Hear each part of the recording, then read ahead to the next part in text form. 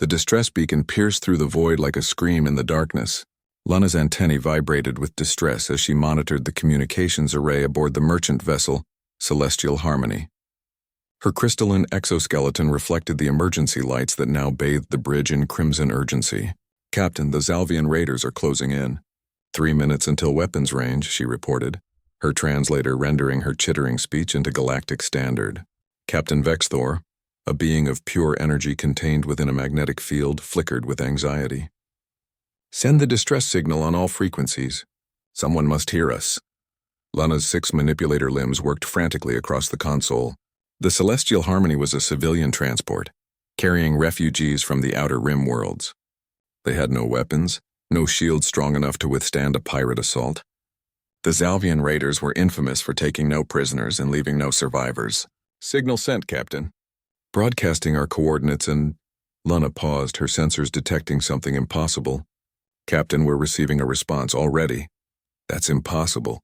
The nearest galactic defense outpost is 3 parsecs away. They couldn't respond this quickly." Lana's display showed a simple message in crisp, efficient text. "Hold position. ETA 47 seconds. UHDF Valkyrie. UHDF." Captain Vexthor's energy field pulsed with confusion. "What species is that?" Before Lana could access the database, reality itself seemed to tear apart 2 kilometers off their starboard bow. A massive vessel erupted from faster-than-light transit in a manner that defied every known law of safe space travel. The gravitational wake alone should have torn both ships apart. Yet the newcomer's inertial dampeners contained the chaos to a localized sphere.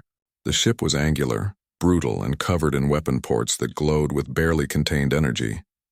Lana's scanners screamed warnings about radiation levels, heat signatures, and power outputs that shouldn't be possible outside of stellar cores. "This is Commander Edward Hayes of the United Human Defense Force destroyer Valkyrie. Salvian vessels stand down immediately or be destroyed." Lana's translator struggled with the alien language. The words were harsh, clipped, efficient. The voice carried an edge that sent survival instincts screaming through her neural pathways. The Zalvian response was predictable. "Deathworlder scum. This prey is ours. Leave now or—" They never finished the threat. The Valkyrie moved with impossible speed for something its size. Lana watched in awe as kinetic projectiles, actual physical ammunition fired at relativistic speeds, crossed the distance in microseconds. The first Zalvian raider simply ceased to exist, torn apart by tungsten rods moving at a significant fraction of light speed. The second raider managed to raise shields, but the humans simply changed tactics. Missiles that maneuvered like living things weaved through point defense fire. When they struck, the explosions weren't the clean energy dispersal of plasma weapons. These were dirty, violent detonations that cracked the raider's hull like an eggshell. The third raider attempted to flee. The Valkyrie fired something Lana's sensors couldn't quite classify. A beam of coherent particles that painted the fleeing ship. Seconds later, 3 more human vessels emerged from FTL, their weapons already locked onto the illuminated target. The raider vanished in a coordinated strike that left only debris. Silence fell across the void.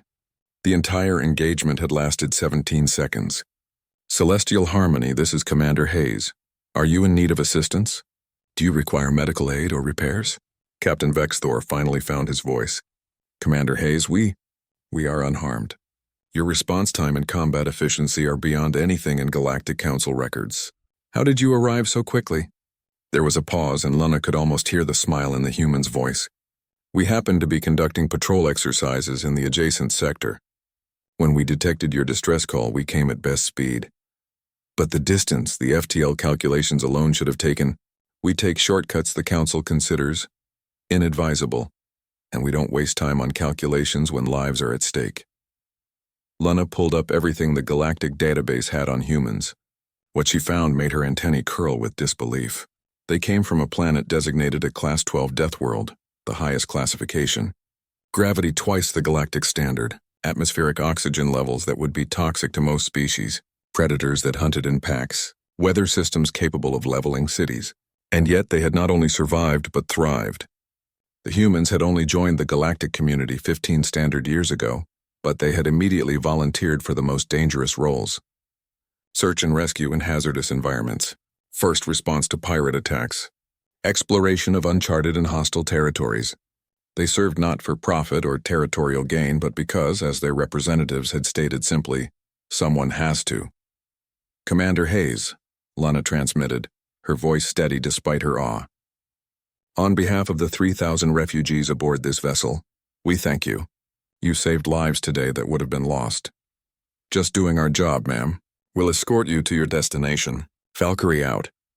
As the human warship took up position alongside them, Lana watched its sensor profile. It was a predator, no question. Built by predators, from a predator world, crewed by beings who had clawed their way to the top of one of the galaxy's most hostile food chains. But it was a predator that answered distress calls. Captain Vex Thor drifted closer to her station.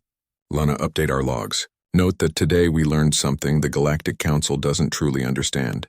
Those Deathworlders, they're not dangerous because they're violent. They're dangerous because they've weaponized compassion." Lana looked at the Valkyrie, at the ship that had crossed impossible distances at impossible speeds, because someone, somewhere, needed help.